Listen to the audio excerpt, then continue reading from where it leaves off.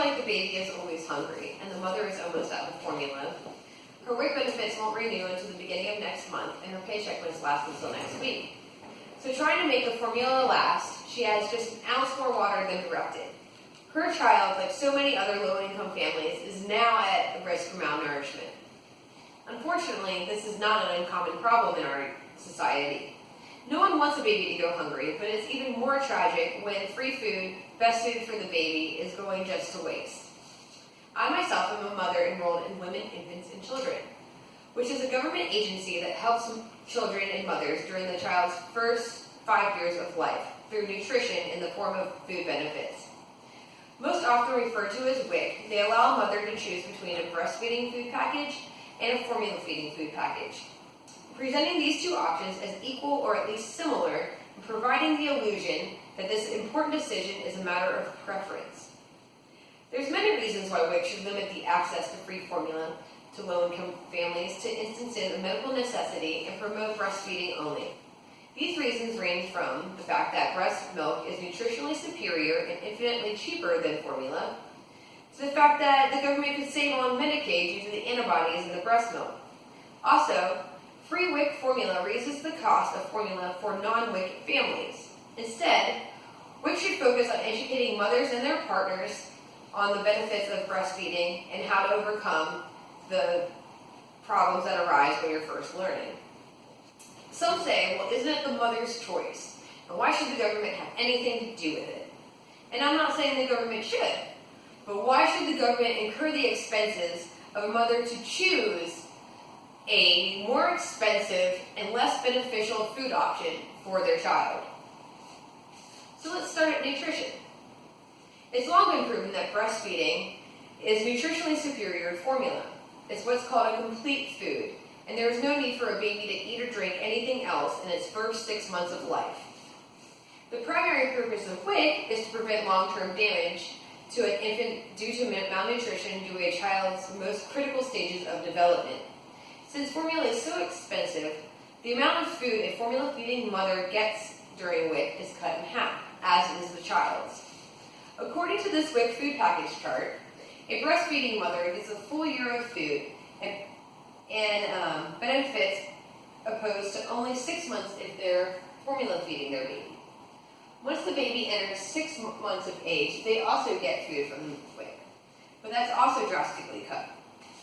A breastfed baby gets 64 jars of fruits and vegetables and only 30 and 31 jars of meats, whereas a formula-fed baby gets only 31 jars of fruits and vegetables and no meats at all.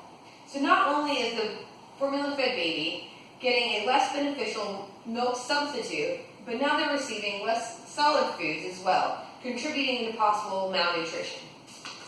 Mothers enrolled in WIC are low-income families that often scraping by paycheck to paycheck. While they acknowledge that scarcity of resources contributes to the malnutrition, formula stretching is a practice of diluting formula in order to get more feedings out of a container when a parent is running low on funds. It's an unfortunate and potentially deadly side effect of poverty.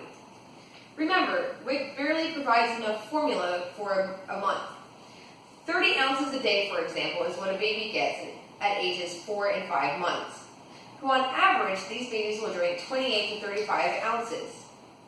That is just enough for some and not enough for others. And then if you factor in the fact that formula could get spilled, it could get wasted, it goes bad, then the parent must now pay out of pocket for this expensive product. And if they can't, then the baby must do without. In contrast, breast milk cannot be spilled, watered down, or go bad, and is tailored precisely to a baby's needs. Milk is actually sucked up into the milk ducts during suckling, thanks to the vacuum effect. Glands in the breast tissue analyze the saliva and adjust the fat, protein, and antibodies according to what the baby needs most. In fact, the American Academy of Pediatrics recommends breastfeeding continue for at least 12 months, and the World Health Organization recommends that you do it up to 2 years. This is because breast milk is the very best food that your baby can get. Here's something that many don't know, is that formula is not even FDA approved. According to the Food and Drug Administration, the FDA does not approve infant formulas before they are marketed. However, all formulas marketed in the U.S. must meet nutrient requirements. So, Through the WIC program, the government is essentially distributing foods to infants that have not even been approved by the FDA. As I mentioned earlier, breast milk contains antibodies that protect against things like eczema, diabetes, middle ear infections, lower respiratory tract infections, asthma, and even sudden infant death syndrome. There is no way that formula companies could possibly duplicate this miracle of evolution. Since WIC is for low-income families, many of the recipients are also on Medicaid, like me and my baby. So, per a study on nutrition.org by Parkwild, over 54% of women on WIC are formula feeding their children. Imagine the amount of money saved in medical bills if these women were breastfeeding. Speaking of money, WIC distribution of formula drastically raises the cost of formula in the marketplace. According to WIC's Promotion of Infant Formula in the United States by George Kent, WIC purchases over half the formula in the United States. Formula companies bid out the state contracts and offer rebates up to 98% of the cost. They do this because brand loyalty is especially true when it comes to infant formula, as a different recipe could be rough on an infant's digestive tract, causing diarrhea or discomfort in the infant. The article also states that the cost of infant formula is 5 times the manufacturing cost.